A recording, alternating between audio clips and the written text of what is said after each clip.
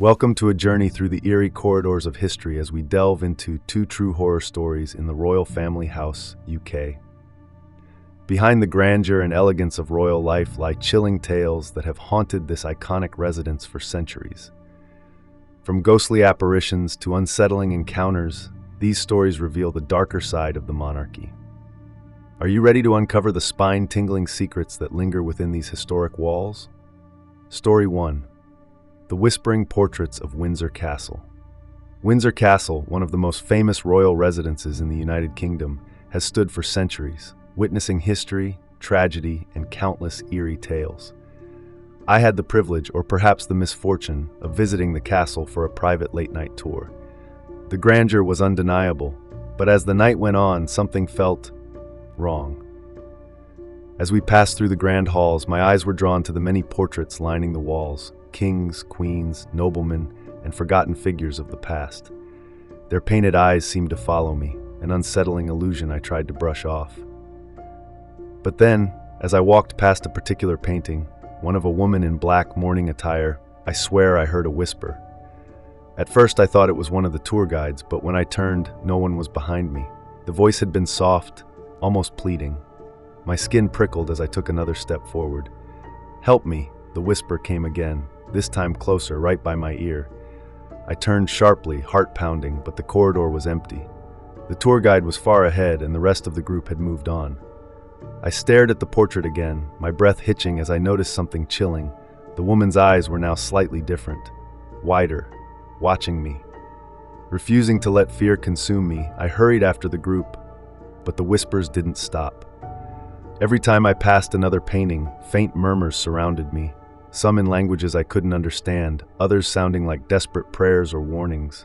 By the time we reached the St. George's Chapel, I was visibly shaken. The guide noticed and asked if I was okay. I hesitated, then quietly asked if anyone had ever experienced anything strange with the portraits. His expression darkened. "There's a legend," he admitted, lowering his voice. "They say some spirits are trapped in their own likenesses. Those who hear them, well, some believe they become part of the castle's history themselves." I laughed nervously, but deep down, I felt a cold certainty that I had been watched, that something, or someone, had whispered to me from beyond time. Even now, when I see old paintings, I swear I hear faint murmurs, as if the voices of Windsor Castle followed me home. I barely slept that night. The whispers, the shifting eyes in the paintings, it all lingered in my mind long after I left Windsor Castle. Every time I closed my eyes, I swore I could hear that same faint voice from the mourning woman's portrait. "Help me."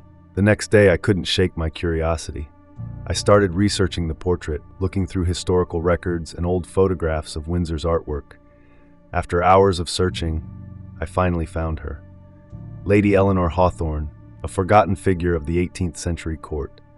Her story was tragic. She was said to have died under mysterious circumstances after being accused of treason against the crown. Some believed she had been framed, others whispered that she had been imprisoned within the castle walls, her fate sealed in silence. A chill ran through me. What if her spirit was trapped there, in that very portrait? What if she had been trying to reach out to me, pleading for someone to hear her? I had to go back. That evening, I managed to pull some strings and arrange a private visit to the castle. I told myself I was just going to take another look to prove that it was all in my head. But as I stepped into the grand hallway again, the air immediately felt heavier. The silence was thick, almost unnatural. The portrait was exactly where I had last seen it, the woman's sorrowful eyes locked onto me. I swallowed hard and stepped closer. "I heard you," I whispered, feeling utterly ridiculous. "Nothing." I exhaled, my breath shaky, and turned to leave. Then, a soft rustling. I froze. The room was still, but the sound was unmistakable, like fabric brushing against wood. Slowly, I turned back to the portrait. My heart nearly stopped. The woman's hand, her painted, unmoving hand, was different. Before, it had been resting on her lap, but now her fingers were slightly raised, as if she was reaching for something, or someone. My throat went dry. My instincts screamed at me to run, but my feet wouldn't move. Then, the whispers returned, faint, desperate. They silenced me. The room felt colder, the air thick with something unseen. I stumbled back, my pulse hammering in my ears. The chandelier above flickered, casting jagged shadows along the walls. And then, a single sob. Not mine. It came from the painting. I ran. I didn't stop until I was outside, gasping for breath in the open night air. I never returned to Windsor Castle, but the whispers stayed with me. And sometimes in the quiet of the night, I still hear Lady Eleanor's voice, trapped in time, waiting for someone to listen. Story 2. The Unseen Presence at Buckingham Palace. Buckingham Palace, the heart of the British monarchy, is a place of prestige, history, and as I would soon learn, an unsettling presence that refuses to be forgotten. I had been invited to a private event within the palace, a rare opportunity to walk its historic halls without the usual crowds.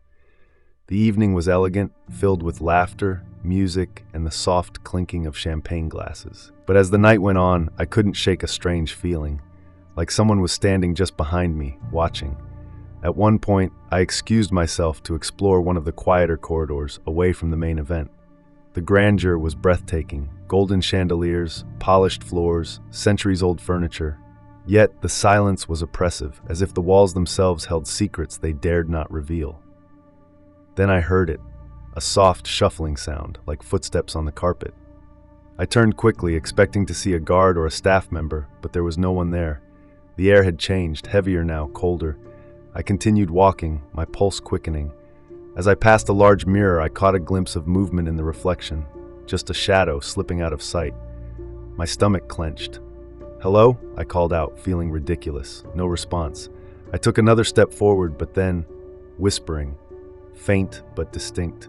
It came from the empty hallway ahead. I froze, trying to make out the words, but they were too soft, like a voice carried on the wind. Suddenly, the temperature dropped drastically, my breath visible in the air. Then, from behind me, a sound that made my blood turn to ice, a soft exhale as if someone was standing inches away. I spun around. Nothing. Heart racing, I hurried back to the main hall, trying to compose myself. I found a staff member and hesitantly asked, "Has anyone ever experienced anything strange here?" The man gave me a knowing look before leaning in. "You're not the first to ask," he whispered. "People speak of an unseen presence. They say a spirit roams these halls, forever bound to the palace, a forgotten servant, or perhaps even a lost member of the family. They're always watching." I didn't stay much longer after that, but to this day, I can't shake the memory of that breath on my neck, the shadow in the mirror, and the whispers that echoed through Buckingham Palace's silent halls. The air in the corridor felt different now, heavier, colder, watching. My heartbeat pounded in my ears as I stepped forward, the silence stretching endlessly around me. The grand hallways of Buckingham Palace had always been elegant, pristine, almost untouchable. But now, in the dim glow of antique chandeliers, it felt suffocating. I glanced back at the gilded mirror where I had first seen it. The shadow. I had convinced myself it was a trick of the light, a fragment of my imagination. But deep down, I knew something was wrong. I could feel it, lingering in the space between my breaths. The feeling only intensified as I continued through the hall. It was as if something was following me, unseen but undeniably there. My shadow flickered unnaturally against the polished floor, bending in ways it shouldn't. A draft swept past me, though no windows were open. Then I heard it, a whisper. Not words, just a breath, a sigh, the unmistakable sound of something exhaling right behind me. I spun around. Nothing. My pulse thundered in my chest. I wasn't supposed to be afraid. I had walked these halls before, alone at night, and never felt this. But something about tonight was different. I pressed forward, my footsteps unnaturally loud against the silence. I told myself I was imagining things, but the sensation of being watched never faded. I turned a corner, past a set of grand double doors leading to one of the palace's many drawing rooms. The feeling of unease grew stronger. I wasn't alone. Something wanted me to know that. Then, from the depths of the room, a sound broke the silence. A chair scraping against the marble floor. I stopped breathing. The room had been empty. I knew it had been empty. But now, in the dim glow of the chandeliers, a single chair stood out of place, pushed back from the ornate wooden table at the center. I swallowed hard, my body frozen between fear and curiosity. My instincts told me to leave, but my legs wouldn't obey. Then the whisper came again, this time closer. "You shouldn't be here." I gasped and stumbled backward. The voice was low, hoarse, right in my ear. A cold sensation slid down my spine as if something had brushed against me. I turned and ran. I didn't care about protocol, about maintaining composure. I needed to get out of that corridor. My footsteps echoed wildly, my breathing ragged. As I reached the grand staircase, I dared one last glance behind me. The chair was back in place, but the mirror at the end of the hall, the shadow was still there, watching, waiting. I never spoke about what happened that night. I told myself I had imagined it, that the centuries of history within Buckingham Palace had simply played tricks on my mind. But to this day, I cannot shake the feeling that something lives within those walls, something unseen, waiting for another soul to stumble too close. And when they do, it will be watching. Thank you for joining us on this haunting exploration of 2 true horror stories in the Royal Family House, UK. We hope these chilling accounts have given you a glimpse into the mysteries that surround the royal legacy. If you enjoyed this journey into the supernatural, please like, subscribe, and share your thoughts in the comments below. Until next time, remember that history often holds secrets that refuse to be forgotten.